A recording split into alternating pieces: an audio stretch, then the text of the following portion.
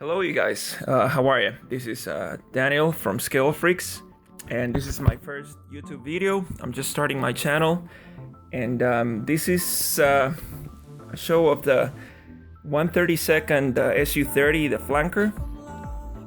It's a Trumpeter. It's actually my first Trumpeter.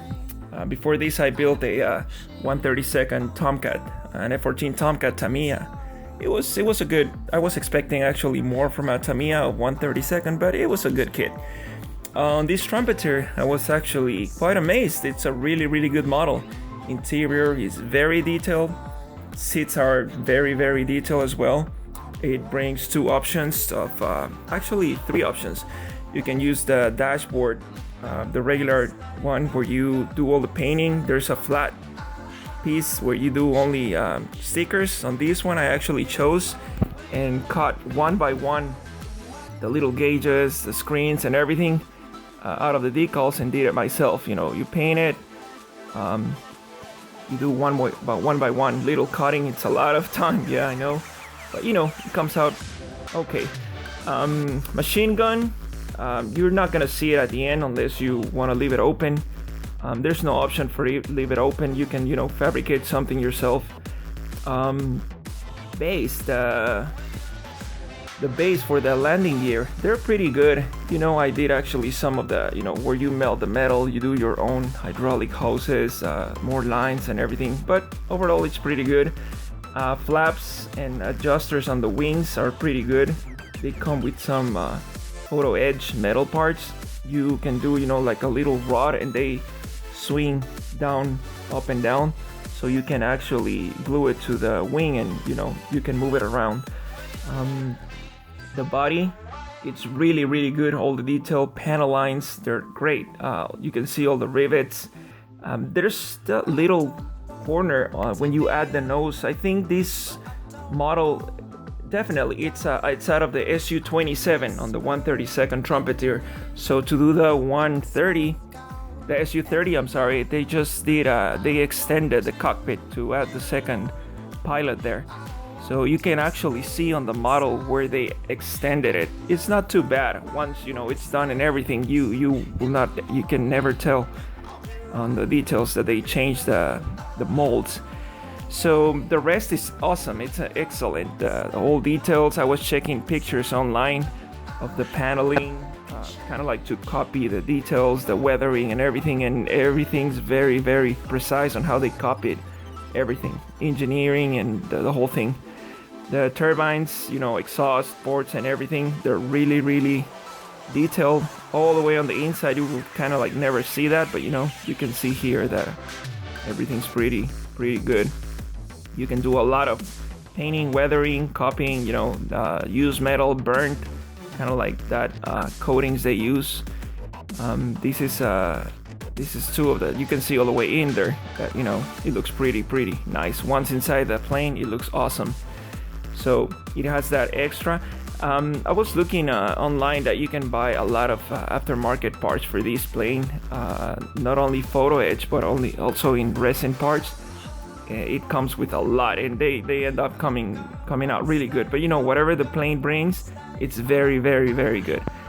Here's some part of the interior, the base, you know, already painted.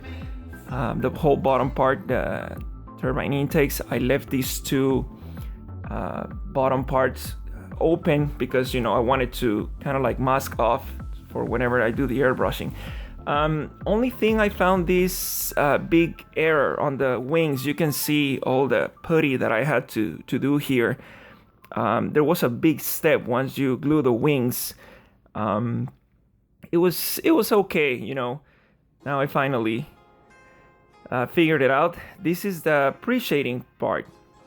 After I finished everything, used a lot of putty on the joints so you can hide everything. Kind of like redid the detailing, you know, rivets, panel lines, everything. You scribe them down again.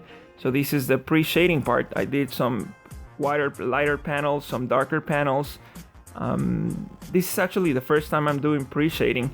The previous Tomcat that I built, I did the whole thing black, so black basing, and I started from like a darker color all the way to a light color in my camo.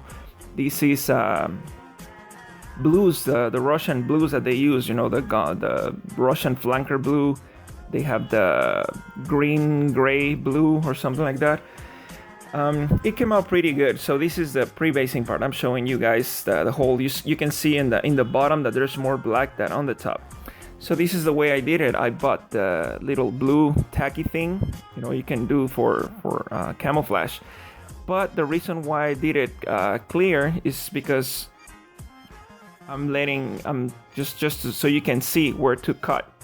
So here you can see I'm tracing the part, then I cut it, and so it's easier to do the camo. So I did it by sections, by parts. You can see here the parts. This is the front metal part that they leave, you know, in bare metal for the turbines. I did 3 colors on it, actually 4, and then at the end some dry brush with blue. Here you can see that I'm starting to do all the lines with dry pastels. All the panel lines. Instead of doing the liquid, you know, wash, I do this before the clear coat. I think it comes out really actually good before a nice clear coat. It brings up the details on top of the camouflage. Here you can see it's like a side shots and how it's looking. Also with the top of the turbines already painted as burnt metals. You can see the flaps already, you know, disengaged from the wing, actually moved up. Here now you can see why I did the 2 bottom parts out. Now it's time to glue them.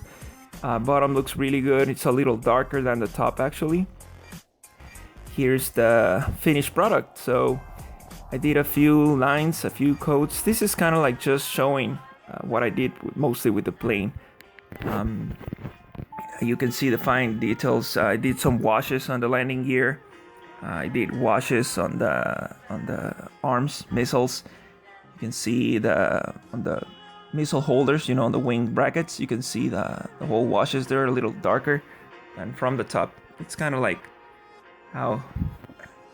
my own style of how I did it. For the rest, amazing plane. It's huge. I think I broke all the antennas on this plane. Moving it around, it's hard to maneuver it. Once you're building it, you need a large space. You need a lot to actually move the plane around. But it ended up being really good. Definitely will recommend this Trumpeter here. You can see the interior here, how it ends up looking without buying photo edge aftermarket. It brings its own photo edge seat belts, antennas, the pitot tubes, everything's in metal photo edge. So you can definitely buy the aftermarket stuff. It'll look amazing. I've seen some other models online that people have built with the aftermarket stuff. It's amazing, but to me it's a little bit expensive. I'm kind of like not going for that much money right now, but later on will be a good experience to try photo edge and aftermarket resin parts. But so far, again, I will definitely recommend this 132nd. On price, I think I paid on eBay like around 150 something already sent. But again, the plane, it's huge. It's looks really nice. So thank you guys for watching. This is it. I'll show you more details of it, and if you have any questions, please ask them. Also, please share the video. This is again my first YouTube video, so hope you guys like it. Again, sorry for the accent. English is not my first language, so I hope I'm doing a okay job. At least you guys get to see the Sukhoi. It's really the flanker. I'm sorry. It's really good. So thank you guys.